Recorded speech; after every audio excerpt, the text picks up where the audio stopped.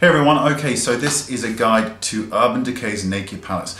Talk you through which ones I think you need, which ones are best for your skin tone and eye color, blah, blah, blah, blah, blah, all that stuff. I have no idea if you've seen the video yet on concealer because I post them, who knows. So if I'm extra light under the eyes, I can't really see here in the little screen I've got, but that's why. So let's overlook it. First one is Naked Palette 1, which started off the whole kind of naked eyeshadow palette revolution.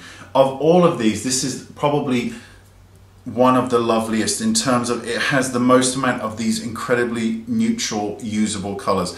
The colors aren't incredibly cool or incredibly warm, they're somewhere in between. And you've got these two kind of gorgeous smoky shades here at the end. This is a palette that most people will get the most amount of use out of in terms of that it's not overly cold and it's not overly warm. Next up is Naked 2. Now Naked 2 is a little bit warmer. It's still got a mixture of colors in, but it's a tad warmer, but only a tad.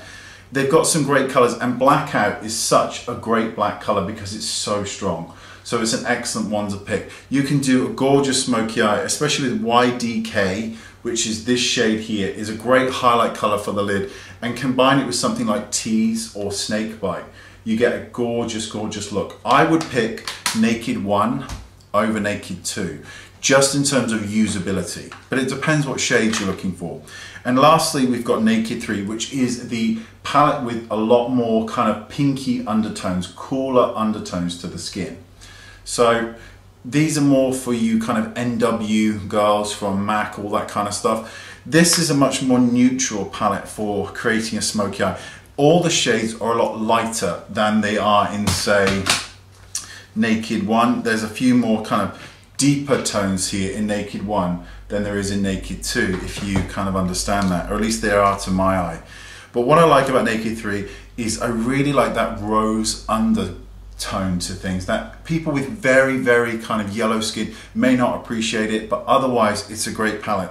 Black Heart and Dark Side are these two shades here, are such a great, this is what kind of MAC,